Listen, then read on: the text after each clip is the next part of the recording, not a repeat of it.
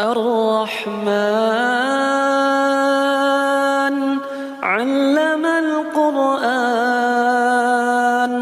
خلق الإنسان علمه البيان الشمس والقمر بحسبان والنجم والشجر يسجدان والسماء رفعها ووضع الميزان ألا تطغوا في الميزان وأقيموا الوزن بالقسط ولا تخسروا الميزان والأرض وضعها للأنام فيها فاكهة والنخل